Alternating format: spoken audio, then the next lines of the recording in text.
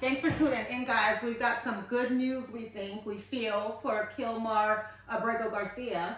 I don't know if you've seen the news, but the Supreme Court has ordered that the United States government help facilitate his release from that CECOT prison in El Salvador. I don't know if you guys remember the story, but unfortunately, he has been detained there. He was sent there on March 15th after being pulled over by ICE on March 12th.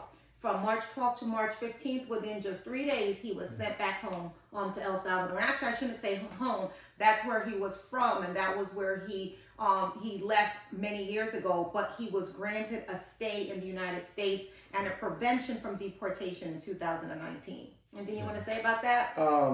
At this point in time, I definitely feel good about him. The court system. I'll just say about the checks and balances of our courts working the way they're supposed to. In this case right now. And no one being able to overstep their bounds by feeling that they have all power, all being. You know, there's checks and balances for a reason. But it's still been torture, because when you think about it, since March 12th, he's been in custody. It's literally almost a month, right? Yeah. That you are an innocent person, and from what we know, he's innocent. He has no charges that were brought against him.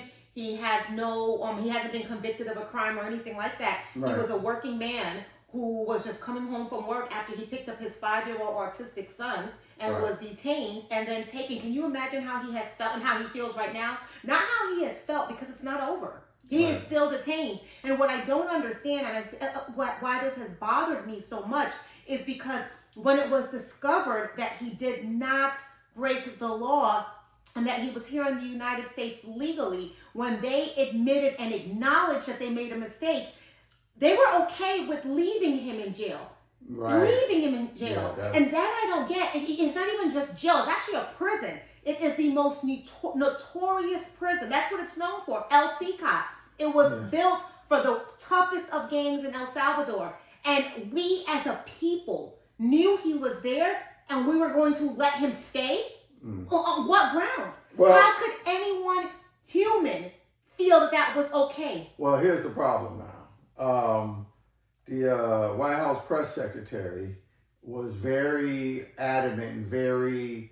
adamant about what? When? A couple of days ago, basically stating that she's seen some things that imply all the things that they were trying to imply about him. When did she see him?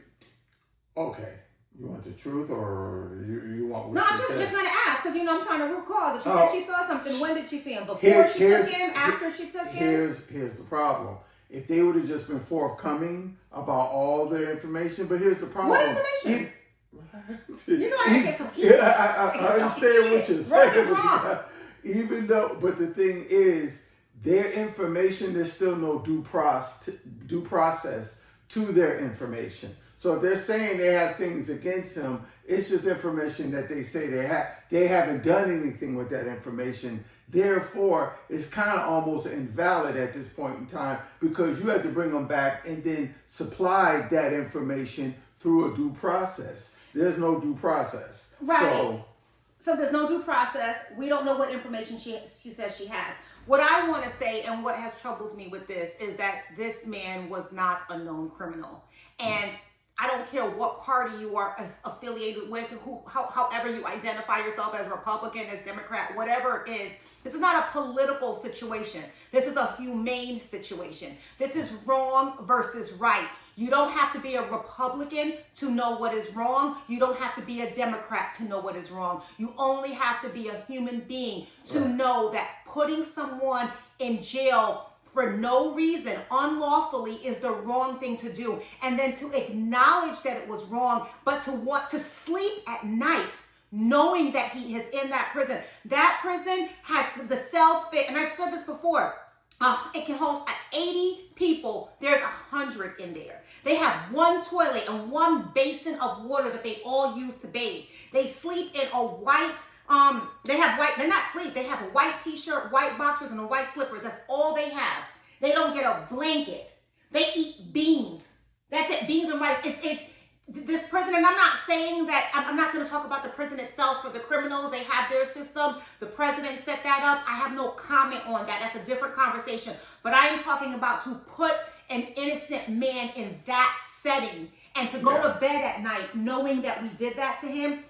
To me, that is disturbing. Yeah, I mean, in order to, even with the information that they're trying to imply there has to be a process in which he would deserve some level of that treatment. There's nothing in this situation that says he deserves that level of treatment. So based on that, it's really almost null and void, but that is some of what they're trying to say at this point in time. I just wanted to make sure we said that part, so it's not like we're just skipping over what they said. That is what they're saying, but at this point in time, based on the way that this process has been handled, you have to bring that. Yeah, no court date happens within 72 hours, and they didn't arrest him for a crime. When they pulled him over, they said his immigration status changed. So the other thing, though, is that the Supreme Court ordered that the United States facilitate his return. They didn't put a timestamp on there, so that troubles me. I want to see from today's date how long it takes for them to return him here. And if you're wondering why I'm so upset about it, it's because I care about people. And this is wrong to do that to someone. I don't believe in just hurting someone or doing something because you have power. You never really know who someone is until they think they have power. That's how you know what is in the core of someone's heart. I always remember that. I always say that, and this is a perfect example. Yeah. Sorry. People do definitely get drunk with power. Well, we'll see how they handle it. At this point in time, I do like the idea of the Supreme Court and this administration being on the opposite ends of the situation, because now we're going to see how they engage each other.